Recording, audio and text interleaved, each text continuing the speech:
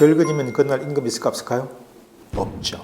바꿔시켰지만 일하지 않아서 임금줄 넘어갔고, 그런데 그 주에 뭐도 없어진다? 주휴수당도 없어지는 거예요. 개근하지 않았으니까. 자, 노동법 핵심 사항을 동영상 강의로 풀어드립니다. 강의로 부족하면 아래 링크로 들어가셔서 강의 자료를 참고하시면 되겠죠. 많이 활용해 주세요. 자, 지각조퇴를 3회 이상 하면 결근으로 본다 라고 이제 던졌는데, 자, 예를 한번 이렇게 많은 회사 규정에 이런 게 있어요. 일주일에 지각조퇴를 3번 이상 하면 3번 결근으로 보겠다. 그 의미는 그 주 주휴수당을 지급하지 않겠다라고 하는 규정들이 실제로 많이 있습니다. 과연 이것이 합법적일까, 괜찮은 것일까 한번 따져보죠. 뭐 다른 파트에서 이제 우리가 개근 의미를 설명한 적이 있습니다만, 개근은 만근이 아니기 때문에 지각조퇴를 하더라도 결근으로 볼 수는 없다는 거죠. 그리고 결근은 개근의 반대 개념은 결근이죠. 결근은 하루 통째로 제낀 거예요. 참 재밌는 예가 8시간 근무자가 하루 결근하면 8시간 근무하는 거죠. 그런데 매일 2시간씩을 월화수목금 5일 매일 2시간씩을 지각이나 조퇴했다고 하면 10시간이고요. 그렇지만 결근은 아닌 거예요.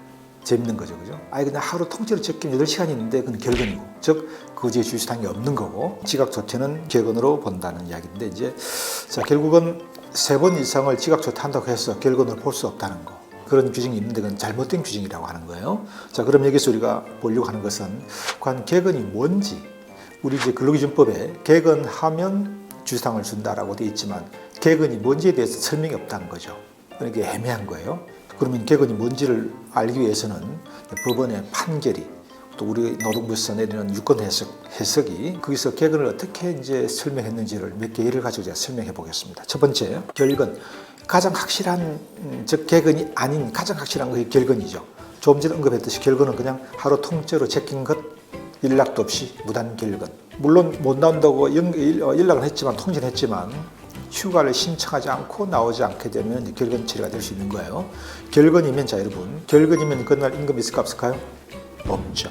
바꿔시켰지만 일하지 않아서 임금줄 넘어갔고, 그런데 그 주에 뭐도 없어진다? 주휴수당도 없어지는 거예요. 개근하지 않았으니까. 주휴가 개근을 전제로 나오는 거거든요. 어떤 제가 상담 중에 이런 상담이 많습니다. 제 인터넷 상담 사이트에. 교수님, 저 하루 결근했는데요. 이달 월급, 오늘 월급 날인데 사장님이 이틀치를 지었어요. 이럴 수가 있냐는 거예요. 하루 결근했는데.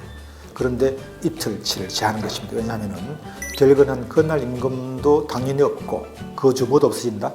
주휴수당도 없어지는 거예요. 개근하지 않았기 때문에. 이해하셨죠? 두 번째, 지각조퇴. 언급됐습니다만 지각조퇴는 어쨌든 출근했기 때문에 결근을 볼 수는 없다. 3일 이상은 매일 하더라도 복무의 문제가 되겠지만 개근으로 보는 것이고요. 그 다음에 파업에 참가했다. 노동조합에서 오늘 파업을 하는데 내가 파업에 참여한다. 조합원이다. 그럼 여러분, 이건 어떻게 볼까요? 자, 이 파업은 이제 두 가지로 구분되는데, 합법적 파업이냐 불법 파업이냐. 합법 파업은 법으로 보장되는 거니까 결근을 볼 수 없는 것이고, 파업에 참여해서 안 나오더라도 나머지 날짜를 출근했다면 개근이 되는 거고, 만약에 단 하루만 파업을 하더라도 그 파업이 불법 파업이면은 결근으로 보게 되고 주휴가 발생하지 않는다. 즉 주휴수당이 없다. 이렇게 이해하시면 되겠습니다.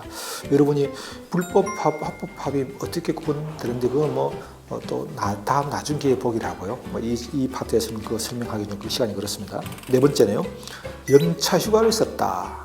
자, 월화수목금 중에서 4일 휴가 쓰고 4일 나왔다. 극단적으로 월화수목 4일 휴가 쓰고 하루만 나왔다.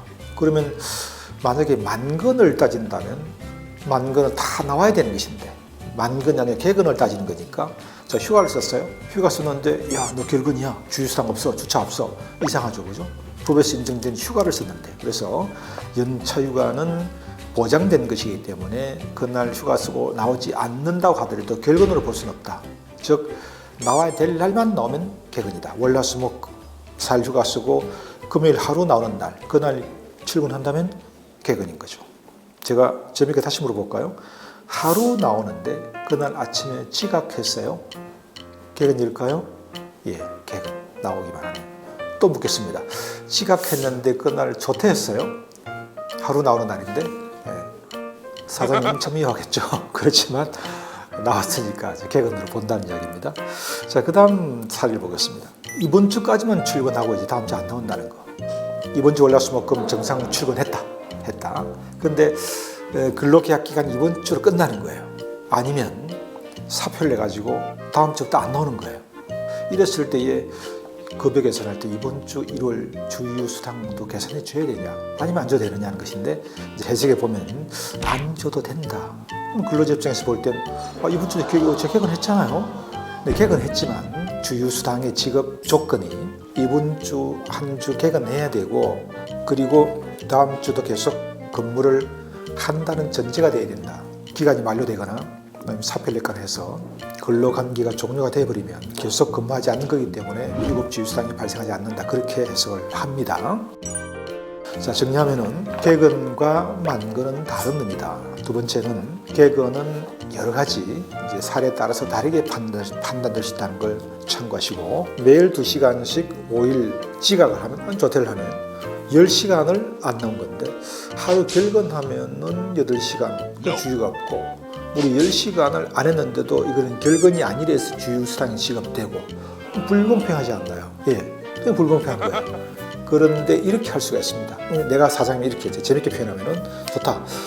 매일 지각 조퇴해서 했더라도 개근이어서 주휴는 주지만 지각 조퇴한 시간만큼의 임금은 공제하겠다라고 하면 가능해요. 네, 아시겠죠? 그 부분 나중에 또 다른 기회에서 한번 보도록 하겠습니다. 이상으로 이 부분 설명을 마치도록 합시다.